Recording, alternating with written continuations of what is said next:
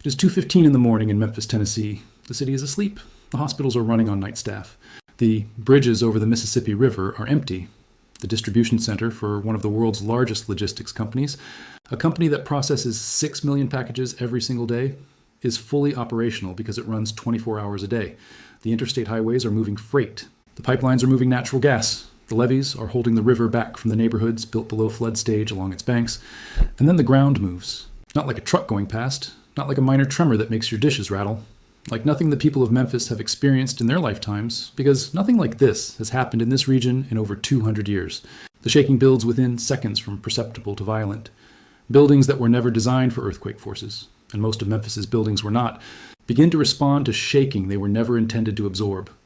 Older brick and masonry structures in the downtown district, the oldest neighborhoods, the historic blocks along the waterfront, begin to fail. And beneath the city, the thick, soft, water-saturated soils of the Mississippi River Valley begin to do something that kills people as efficiently as collapsing walls. They liquefy. The ground under Memphis turns to liquid, not metaphorically, literally.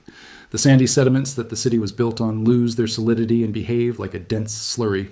Buildings don't just shake, they sink. They tilt, some topple. Underground utilities, water mains, gas lines, sewer pipes, rupture as the ground they pass through moves and flows around them. The water supply fails. The gas supply ruptures and begins fueling fires that start spontaneously across the city. And the bridges over the Mississippi River, the critical interstate crossings that connect Memphis to the rest of the country, sustain damage severe enough to close them. Memphis is now an island. This is not speculation. This is the scenario that FEMA has modeled. These are the consequences that engineers and seismologists have documented. And the fault responsible for this scenario is not in California. It runs directly beneath the communities of Missouri, Arkansas, Tennessee, Kentucky, and Illinois, a zone of ancient seismic danger called the new Madrid Seismic Zone, the most active earthquake zone in the central and eastern United States. The fault that in 1811 and 1812 produced the most powerful earthquake sequence in American history east of the Rocky Mountains. And almost no one who lives above it knows it exists. Let me tell you what happened in 1811 and 1812, because the historical record is the most important argument for taking the new Madrid zone seriously. And because the events of that winter were so extraordinary that, even accounting for the fact that far fewer people lived in the region then, they reshaped the physical landscape of the central United States in ways that still exist today.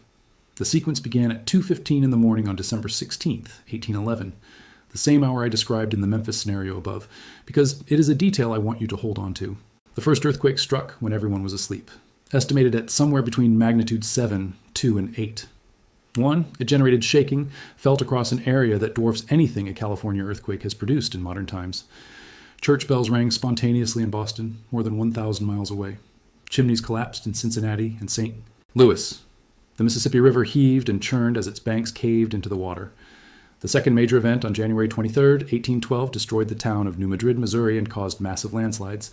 The third, on February 7th, 1812, the most powerful of the sequence, produced one of the most astonishing geological events in American history. The Mississippi River temporarily reversed its flow, not in a poetic or approximate sense.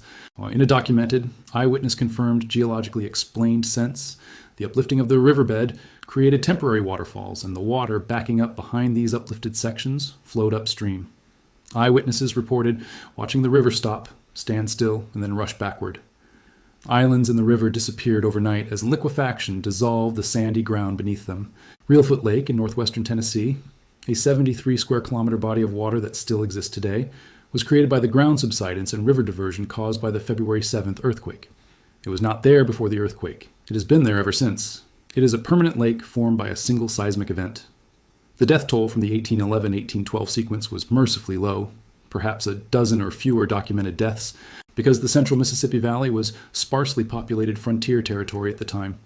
A few thousand people scattered across an enormous landscape. The earthquakes flattened their log cabins, dropped their chimneys, disrupted their river travel, and terrified them profoundly. But the population was small enough that a catastrophic human toll did not result. Today, 15 million people live in the new Madrid zone. The comparison stops being relevant very quickly. Here's the number I need you to understand. FEMA's modeling of a magnitude at 7. 7, New Madrid earthquake scenario projects approximately 86,000 casualties. Not 86,000 people affected. 86,000 casualties. Deaths and injuries combined, with thousands of those being fatalities. They also project the displacement of 7, 2 million people from their homes. and nearly $300 billion in direct economic damage, with total losses potentially approaching $900 billion when indirect economic effects are included.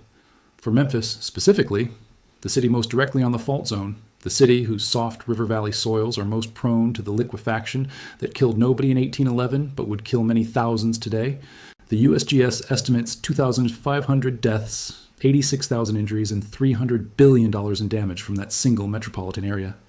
Why is Memphis uniquely vulnerable? 3 compounding reasons. First, the soil. Memphis sits directly on the soft, water-saturated sedimentary soils of the Mississippi embayment, soils that liquefied across hundreds of square miles in 1811. In a modern major earthquake, that liquefaction would affect neighborhoods across the city, causing buildings to sink, tilt, and collapse in ways that have nothing to do with how well-built they are.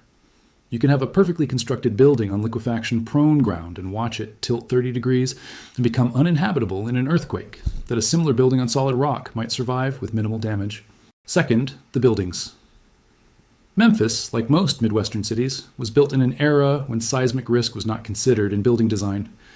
The building codes in Tennessee, Missouri, Arkansas, Kentucky, and Illinois have no significant seismic provisions for most structures built before the last few decades, and retrofit programs have been limited. The thousands of older unreinforced masonry buildings in downtown Memphis, brick and stone structures without steel or reinforced concrete frames, are among the most vulnerable building types to earthquake shaking that exists. In a major New Madrid event, many of them will collapse. Third, the isolation. When the critical Mississippi River bridges in Memphis are damaged or destroyed, which the FEMA and USGS models project as a high probability outcome in a major New Madrid event, Memphis becomes geographically isolated. The interstate crossings that are the lifeblood of freight movement through the south-central United States will be closed. The barges on the Mississippi River, which carry billions of dollars of agricultural commodities and petroleum products annually, will face debris, damaged infrastructure, and levee failures that close the river to navigation. Memphis will have to receive relief supplies from a severely disrupted logistics network in which its own distribution infrastructure is simultaneously damaged and cut off. I want to talk about FedEx because I think it illustrates something about the New Madrid risk that statistics alone cannot. FedEx's global operations hub is in Memphis. The super hub at Memphis International Airport is the largest air cargo facility in the world. It processes over 6 million packages per night. The company employs tens of thousands of people in the Memphis metro area. Its infrastructure, the sorting facilities, the runways, the ground transport networks that feed packages to and from the hub, was built and continues to operate in a region that experiences essentially no significant earthquakes in its modern history, and therefore has no earthquake-resistant design requirements applied to most of its facilities. When a major New Madrid earthquake strikes Memphis, the FedEx hub will be hit simultaneously by ground shaking, liquefaction beneath its facilities, the disruption of the fuel supply that powers its aircraft, and the loss of the road and bridge networks that ground vehicles use to feed packages to and from the airport. The facility's operational disruption will not last days. It will last weeks or months. The economic ripple effect of a major FedEx hub disruption for weeks or months extends across the entire global economy. E-commerce fulfillment, medical supply chains, business documents, pharmaceutical shipments. An extraordinary fraction of the modern economy's physical goods flows through Memphis on a daily basis. A major New Madrid earthquake would disrupt that flow at a scale that the American economy has not experienced from a natural disaster event in modern history. I am not raising this to argue that FedEx's business interests are more important than the 86,000 casualties, or the 2 million displaced people. I am raising it because the economic vulnerability of Memphis and the New Madrid region is a dimension of this hazard that is not well understood, and because economic disruption at this scale has real consequences for the people who depend on those supply chains for their livelihoods, their medications, and their businesses. Here is what makes this fault different from the San Andreas, and why the title of this video calls it America's Deadliest Fault rather than America's Most Famous Fault. The San Andreas Fault has been producing significant earthquakes throughout recorded California history.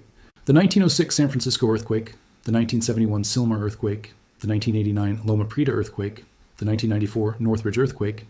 These events have repeatedly forced California to improve its building codes, retrofit its bridges and overpasses, build earthquake early warning systems, and train its population in earthquake response. California has been educated by its earthquakes repeatedly over generations. The New Madrid Zone has not. The last major sequence was in 1811, 1812, when the region's population was measured in thousands rather than millions. The people who experienced those earthquakes are long gone. The communities that rebuilt after them have no institutional memory of the event. The buildings that rose in Memphis and St. Louis and Little Rock over the following 2 centuries were built by people and architects and engineers who had no personal experience with earthquake shaking and no particular reason to design for it. This is why the new Madrid zone is more dangerous than its raw probability numbers suggest. Not because the probability is higher than California's, but because the consequences of a major event in an unprepared region, on soft ground, in buildings not designed for earthquakes, in cities whose bridges would fail, in a region with no earthquake early warning system, are catastrophically higher than the consequences of a comparable magnitude event in California, where decades of earthquake engineering and preparedness have progressively reduced vulnerability. The USGS has documented that a magnitude 7, 0 earthquake in the new Madrid zone affects approximately 20 times more area than a magnitude 7, 0 earthquake in California. The seismic waves travel further through the hard, cold, stable continental crust of the central United States. The amplification by soft sedimentary soils extends the damage zone dramatically, and the buildings in the damage zone were not designed with any of this in mind. I need to address the without warning part of the title, because it is both technically accurate and important to understand precisely. The west coast of the United States has Shake Alert, the USGS earthquake early warning system that uses the difference in arrival time between the first seismic waves and the more destructive later waves to issue alerts of seconds to tens of seconds before strong shaking arrives. California, Oregon, and Washington have this system. When a major earthquake occurs off the Oregon coast or in Southern California, phones across the region get an automatic alert. People have time, sometimes only seconds, but still time, to drop, take cover, pull over, stop trains, open fire station doors. The central United States has no equivalent system. 0. The new Madrid Seismic Zone, which produced the most powerful earthquake sequence in American history east of the Rockies, is not covered by any earthquake early warning infrastructure.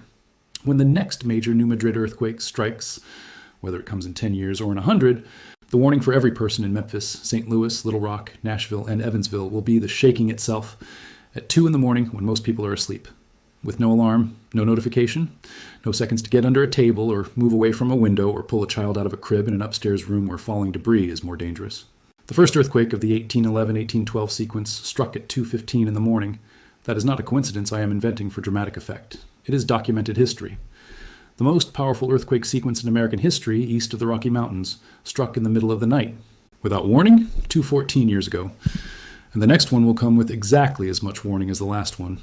What is the actual probability? And is it realistic to worry about this? The USGS estimates a 25 to 40% probability of a magnitude 6, a 0, or larger New Madrid earthquake in the next 50 years. A 7 to 10% probability of a full repeat of the 1811-1812 sequence. These are the numbers from the official Federal Earthquake Hazard Program, the same program whose data drives national building codes and FEMA planning. There is a genuine scientific debate about whether these numbers are too high. Some researchers, notably geologist Seth Stein, have argued that GPS measurements of ground motion in the new Madrid zone suggest the fault may be moving more slowly than the USGS estimates imply, and that the next major event could be thousands of years away.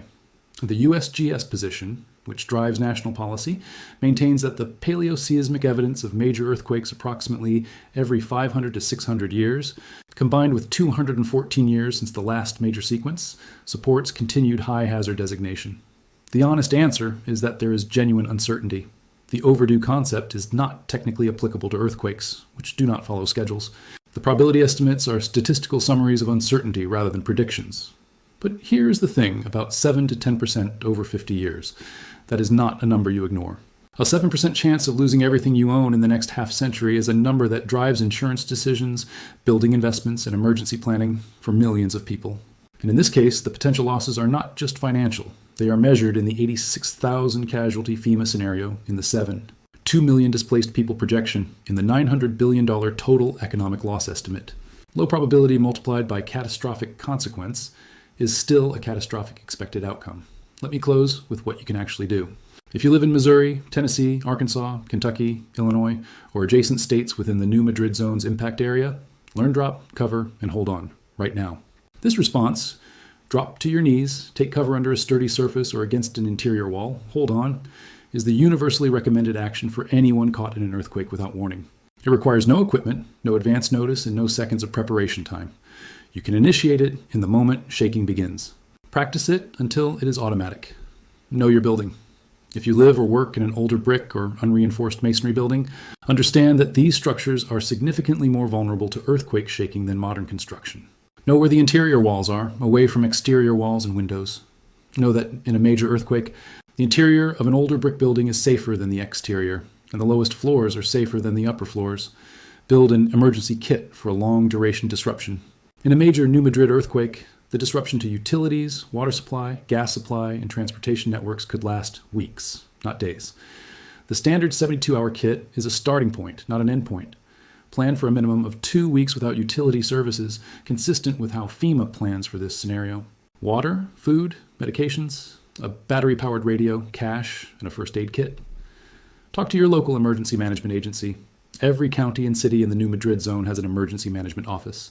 Many of them have specific earthquake preparedness programs, shakeout exercises, and resources for assessing your building's vulnerability. These resources are free and are exactly what they're there for. Understand the risk, honestly. The New Madrid Seismic Zone is a real hazard with real probability and real catastrophic potential. It is not imminent in any operationally meaningful sense. There is no elevated seismic activity suggesting a large event is brewing. No warning signals that scientists are watching with alarm. It is a long-term background risk, like living in a hurricane zone when there is no storm in the forecast. The responsible approach is to be prepared, not panicked. The Mississippi River ran backward in February of 1812. A lake was created from a dry landscape by a single earthquake. Church bells rang in Boston from shaking generated in Missouri. An island where a steamboat was moored disappeared overnight because the ground beneath it turned to liquid. All of this happened. All of it is documented. And the same zone that produced it underlies the homes and hospitals and schools and bridges of 15 million Americans, who mostly have no idea it exists. That is the New Madrid Seismic Zone. America's forgotten fault. America's deadliest fault. Not because it is most likely to strike next.